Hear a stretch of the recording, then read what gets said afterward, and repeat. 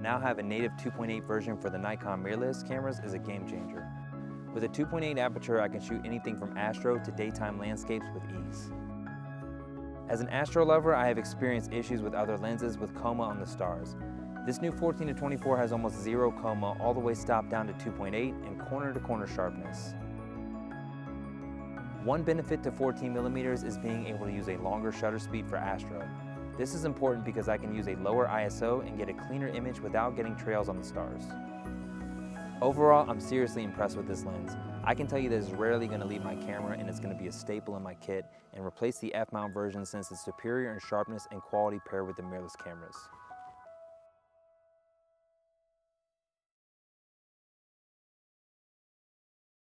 So I'm very excited to be presenting Landscape 101. So in this presentation, what I will be talking about is essential landscape gear, my favorite compositional tools when going out and shooting, what I look for in a scene to create a compelling image. I will be sharing as well my favorite camera settings so that you can get a beautiful, sharp image that has everything in detail and that it's also optimized for post-processing. 3 ways to generate income as a landscape photographer, as well as the challenges of landscape photography, which many of times are just mental challenges that we put on ourselves. So first, a little bit about me. My name is Robin Laurenson. My Instagram handle is MotherPixels, and I am a landscape photographer based out of Alberta. So my background is actually in business and marketing, and I did not start photography until 2016 when I was on mat leave and I was just bored. So I picked it up as a hobby to photograph my children and then I started photographing the barns around the area where I live. Then I started going to like downtown Calgary and taking pictures of the city. And slowly but surely, I grew a small following on Instagram just by taking pictures of Calgary and then Banff and the mountains. And then by the time I had like just even 1,000 followers, I started working with brands and tourism partners like Tourism Calgary. And since then, I've been able to land partnerships with Nikon and Destination Canada, Travel Alberta, Nisi, and many more. So now we're first going to talk about the gear that, in my opinion, is completely essential if you're going to start landscape photography. So first of all, you need your DSLR or mirrorless camera. You need a wide angle lens and a zoom lens because they both give you very different perspectives of the same scene. You will need a shutter remote release. And what this does is it allows you to do long exposures that are over 30 seconds because most cameras can only do 30-second long exposures. So if you're going to do an exposure that's a minute or 2 minute long, you are going to need a shutter remote release. You will also need a tripod, a circular polarizer, a 6-stop and a 10-stop ND filter. And I will get into what those do specifically coming right up. So polarizers and ND filters, most landscape photographers, when they're starting off, they don't really know what they are and what they do. So a polarizer is important because when you're out shooting water, it cuts the glare off the water. So when the sun is reflecting or you have light reflecting, it forms all these little speckles on the water. So the polarizer cuts all that glare out of the water, which gives you even better reflections. And then if you have like moss or interesting rocks or something underneath the water, it allows you to capture those details underneath the water. A polarizer will also enhance colors in the scene. But most importantly, it's the cutting the glare that you want because that is something that you simply cannot do in Lightroom and Photoshop once you have taken the image. Next, your neutral density filters, also known as ND filters, are great because they block light and that allows you to do long exposures, particularly during the day. You don't need them at night, but for example, for sunrise and sunset, I like using the 6-stop ND filter. And then for daytime, I use the 10-stop ND filter because it's very, very dark and it allows you to block sunlight, and you can potentially, with the right settings, do like a long exposure for up to a minute during the day with a 10-stop ND filter. So if you have to invest in two of them, I would choose the 6-stop ND filter and the 10-stop ND filter for those reasons. So now we're gonna get into composition, and one of my favorite compositional tools is having a good, strong foreground. So what a foreground does is that it creates depth in a photo. So it has something that's immediate to the viewer with something interesting in the background. So it's not just like a plain image, it almost creates like a three-dimensional image. And so always make sure that when you're photographing a foreground, like a rock or flowers, that you have something interesting and relevant in the background that connects the two. For a foreground, I like using a wide angle lens. The wide angle lens has a superpower, and that superpower is distortion. So I will get a little bit into that later, but it basically makes anything in the immediate foreground close to the camera appear much larger than what it actually is. So if you take a look at this photo that I have right here on the right, that rock is actually maybe 1 or 2 feet big, but it competes with the mountains in the backdrop. It even looks bigger than a mountain that is sitting right behind. So that is just a small sample of what it can do. And I always like shooting at f9 when I'm out shooting landscapes, because it tends to get everything sharp from the front to the back, or you can also focus stack. And also what I like about foregrounds is that you usually have to get low. You're not at an eye level, so it brings a unique perspective to an image. So most people, when they approach a scene, they're standing up, they see it at an eye level. But when you're shooting a foreground, you're typically getting down low to the ground, offering the viewer a very unique perspective of a very similar image or location that they might have seen before. So now I'm going to talk a little bit about the power of the wide angle lens. Now it's hard for you to see what it truly does, so I'm going to use a human to show you the distortion. So I took that photo of my husband with a wide angle lens, and you can see that his finger is closest to the camera. So it makes his finger look almost as long as his entire arm, certainly bigger than his head. So I don't use wide angle lens when I'm photographing portraits because it can be pretty dangerous with the distortion. But when it comes to landscapes, a wide angle lens can be your best friend. And I'm going to show you some super cool examples of distortion that was done well with a wide angle lens when shooting landscapes. So for example, here we have a photo of methane bubbles, and I got really low to the ground and I got very close to those methane bubbles. And you can see my friend just jumping there in the background. And these bubbles appear to be so big, they appear to be even larger than my friend who was jumping there. So what it does is makes things that are closer to the camera appear much larger, and it makes things in the distance appear smaller. So that's the power, it's the distortion. Then we as well also have this big log here that actually with my regular lens, I couldn't even fit the whole log in. So that's when the wide angle lens came in handy, because it allowed me to fit the entire log as well as the background. And then also here at the bottom, we have these flowers, which I used my wide angle lens for. And you can see they appear even bigger than the mountains in the background. And again, all these give you unique perspectives to a scene.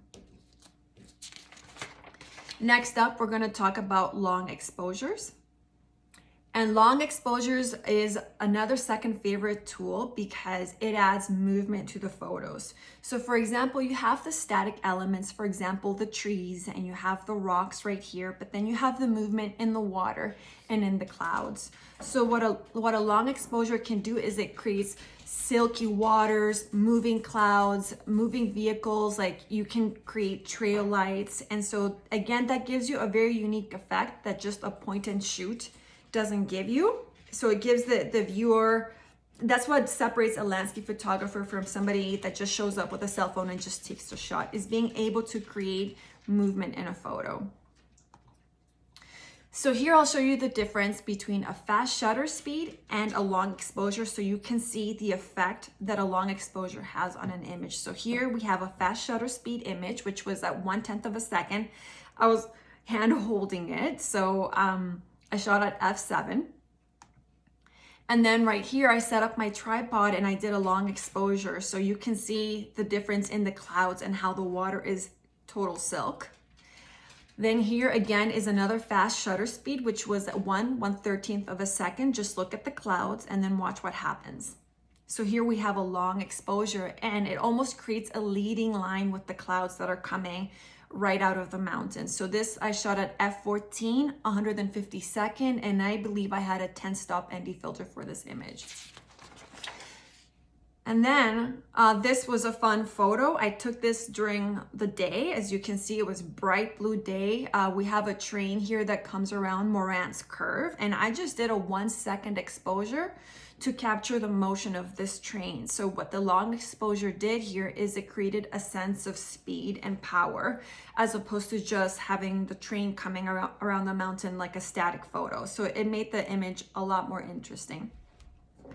But now in the next slide, I'm going to actually show you a video of how to take long exposures, how to get it right the first time, how to set up your camera. So in this video coming up, it's a 2-3 minute video where I will teach you how to take the perfect long exposure. Okay, so now I'm going to teach you how to take the perfect long exposure. It's going to be a quick and easy step-by-step guide where I'm going to show you all the steps that you need and the gear that you need in order to get the perfect long exposure. So first of all, we're going to scout a composition. So here I have decided to use these rocks as a foreground. And once you have decided on your composition, make sure that you set it up on a tripod. Once your composition has been set up on a tripod, lock your focus points into manual. So here on your lens, go into manual focus. That is a second step that you absolutely cannot miss, because what happens is if you apply your filter, which is really dark, so for example, this is a 10-stop ND filter, and as you can see, this is like blindfolding your camera. So if you don't lock your focus in manual, and I am insisting on this because I have missed this step many times, when you apply this filter, your camera is not going to know where to focus. And here you're going to be sitting, taking a 1 to 2 minute long exposure only to realize that nothing in your photo is sharp. So once you have locked your focus in manual, the next thing you're going to do is attach your ND filter. Now, if your exposure is less than 30 seconds, then you can just use the 30 seconds on your camera. But if your exposure is going to be longer than 30 seconds, then you will need a shutter remote release. You can either get a wireless one, or you can get one that attaches to your camera. And what this will do is allow you to hold your exposure for longer than 30 seconds. And you simply do that by going to your manual settings, going to your shutter speed, scrolling and selecting bulb. And from there on, you can just hold the exposure as long as you want. Next thing I recommend is if you're not using a shutter remote release, then have a 2-second timer on your camera if your exposure is less than 30 seconds, so that when you push down on that shutter, there is absolutely no camera shake. So when you do if you do a 2-second timer release, just push the button.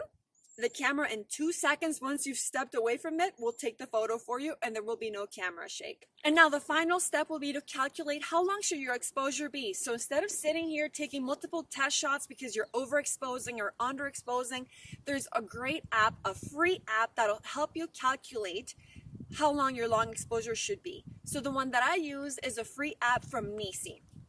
So we're going to do that now. So here I have the app. So the normal shutter speed prior to me applying the 10-stop ND filter was 1/50th of a second. So here I am going to go, there you go, 1/50th of a second. I applied a 10-stop ND filter. And you see right there, it is telling me that my exposure should be 20 seconds long. So I don't really need a shutter remote release in this case, only if my exposure was going to be over 30 seconds long. So let's take that test shot and see how it goes.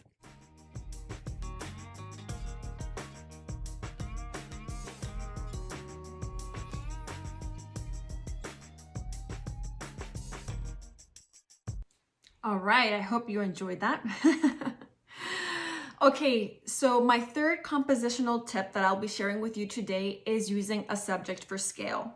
So what I love about the subject for scale is, first of all, it gives the viewer a sense of how big something really is. So you can approach a mountain or any landscape really, but if you see a person or a car, you can actually see how really big something is, and you can also envision yourself at that location. So for example, in this shot right here, I'm using my friend, and it makes you as a person want to be her. It makes you want to be sitting at that rock, taking in that scene. So it's a very aspirational photo. But you don't just have to use people, you can use animals, cars, if there's a barn somewhere, just really anything that gives you a sense of scale. And you also want it to not necessarily blend in with the scene. You want to wait maybe for that red car, or you want to wear a red jacket. But so it's also great that your subject for scale, that the thing that you're using to show how big the landscape is, stands out from the image and doesn't blend in with the background. So here, for example, I got lucky with this road shot with the 3 vehicles, and the one in the middle happened to be red. So it makes you want to be in that car driving through that highway. Then over here at Moraine Lake, I set up a tripod and I took a photo of myself in that scene. And then down here at the bottom, a little duck happened to just be swimming by. And so that also was great subject for scale. It gave the image a sense of serenity and peace as well. Now we're going to talk about camera settings. So personally for me, and I mean for many landscape photographers, the sweet spot for your lens for getting everything sharp and in detail is between f8 and f11. I also like to have my ISO at 100 simply because it reduces the noise and the grain in an image. Unless you have a camera that can perform really well with higher ISOs, I always tend to stick to ISO 100, especially if you end up selling your images and they get blown up in billboards or whatnot. You always want there to be as minimal level of noise as possible. And then another thing that I do is I underexpose my photos every single time. And the reason for that is because I tend to shoot a lot of sky in my images. And when I underexpose my images a little bit, I get all the details in the sky. When I have like the perfect exposure, even when I have the perfect exposure, sometimes if there's a lot of light in the sky or clouds, I tend to lose details and information. So that is why it is important to have also a camera that has really good dynamic range. What dynamic range means is that it can pick up a lot of information in highlights, and it can pick up a lot of information in the shadows of a photo. So in post-process, when I'm underexposing, I can bring up a lot of information that was in the darkest parts of the images.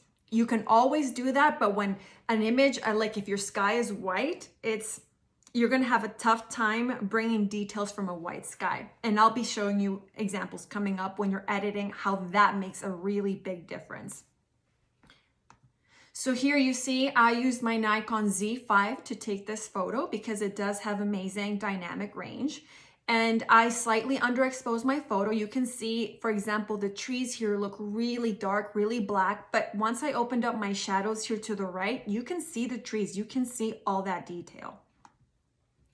And then I also used that same camera to take a photo at night. And again, you can see, for example, how black the trees look. You wouldn't think that you'd be able to recover detail just even surrounding the little cabin here that was lit up. But when you look at the photo on the right, you can perfectly well see the little trees, the logs. It retained and recovered that information.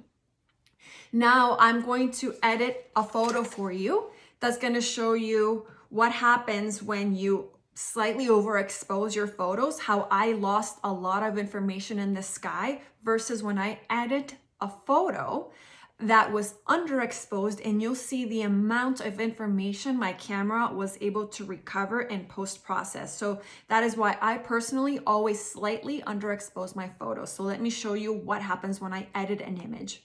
So here you can see this was taken at Kananaskis, and look at the sky is pretty white. So the first thing you need to do to fix this is to bring down your highlights right here.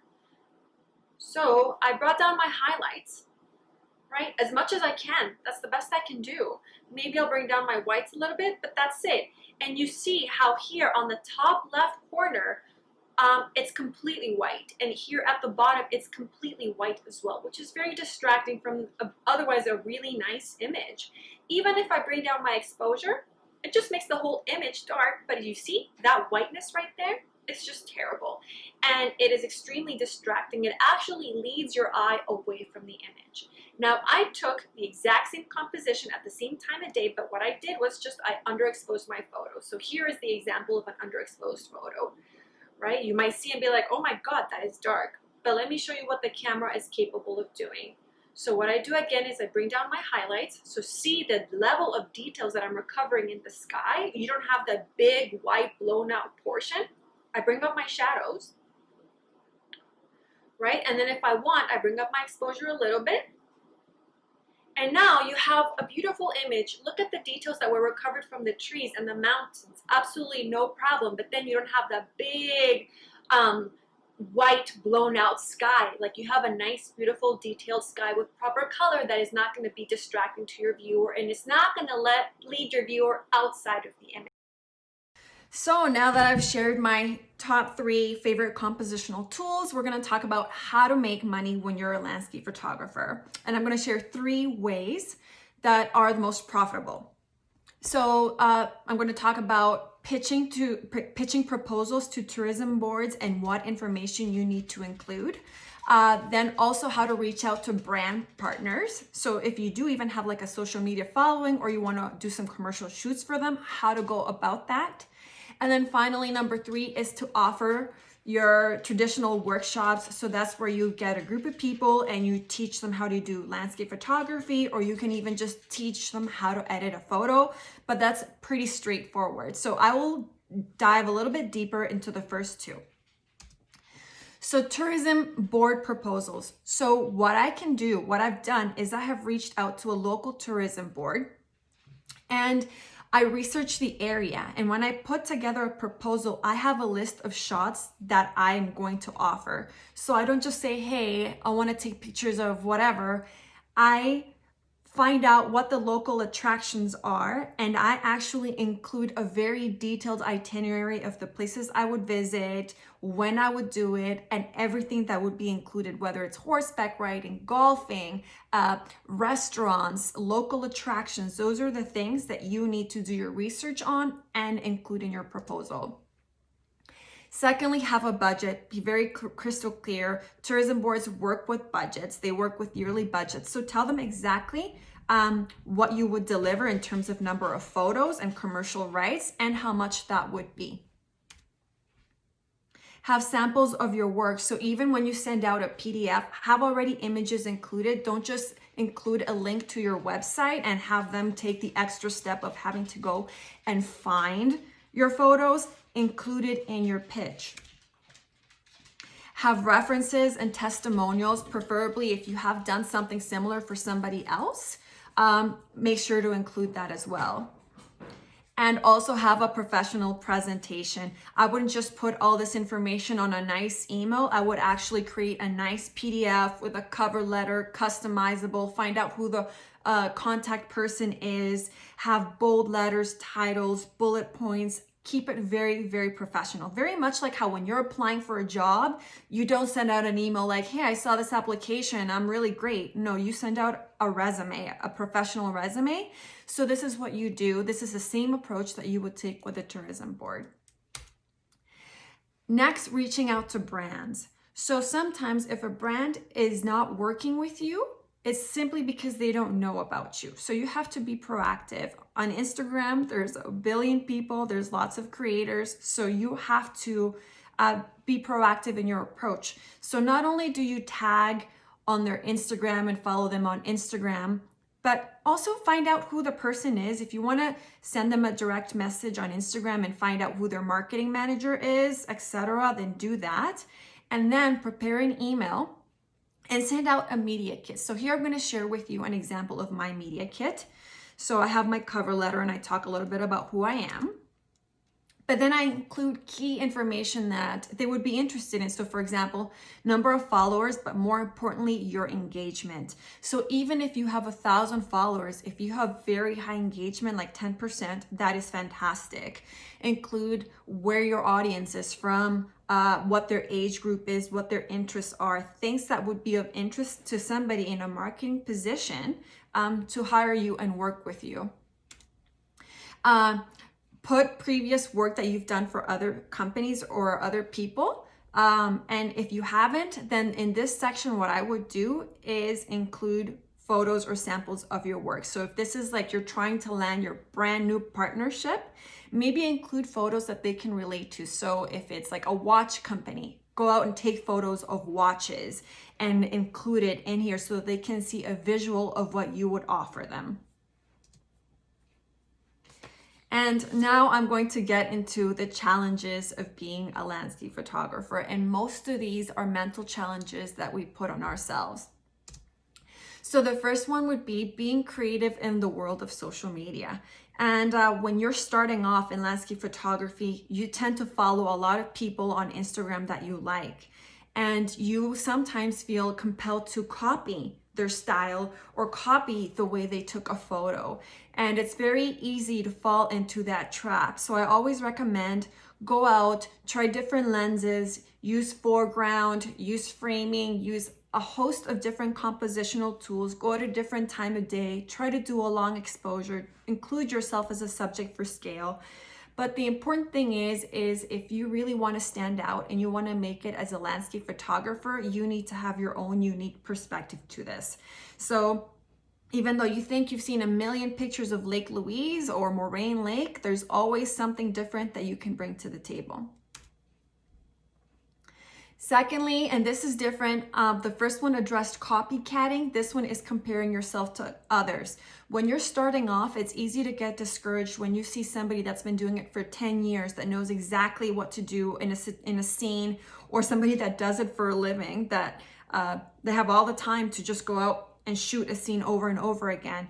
You might think that there's a long road ahead of you and you're never going to be as good as them.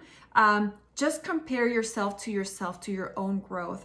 Like when I started photography, my editing was terrible. I only had one lens and I would shoot during the bright day.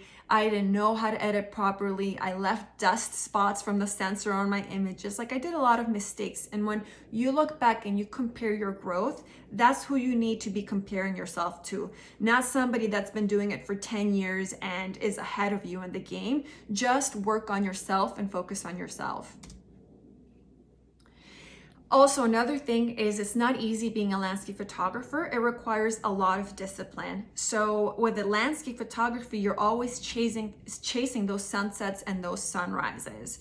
And sadly, you not always get the conditions that you're looking for. So it's really hard, for example, for me, when I get up at 2:30 in the morning to drive 3 hours to go to the mountains to hopefully get a nice sunrise, and then it's really cloudy or really foggy and you can't see anything. And it's really hard to maintain a positive mind frame and to keep going and keep at it. But what I challenge you to do is if you show up at a scene and it is not what you expected, just take the shot anyways. Use every creative tool in your toolbox and take the shot, roll with it. You might walk out with something even more special than you were anticipating. And finally, it takes time and money to build a portfolio, but if you're consistent and you keep going, it will happen for you, I promise. Like I am a mom of 2 boys and I have a full-time job. I work 40 hours a week for a company, and it's taken me 4 years to get to where I am today, but I never quit. I never gave up. I'm gonna be 38. This is not just the game of young people in their 20s who don't have maybe the responsibilities of family. that you see out there, the creators traveling the world. No, you can do it too. If you are a parent, if you've got kids, if you've got a job, it's not too late for you to get in the game. If you're a grandma, it doesn't matter. If you're alive, if you're a pulse, if you have will, if you have creativity, if you have drive, if you have passion and you're dedicated, you can chase your dreams at any age, regardless of the circumstance. So that's what I leave you with, and thank you so very much for watching my presentation.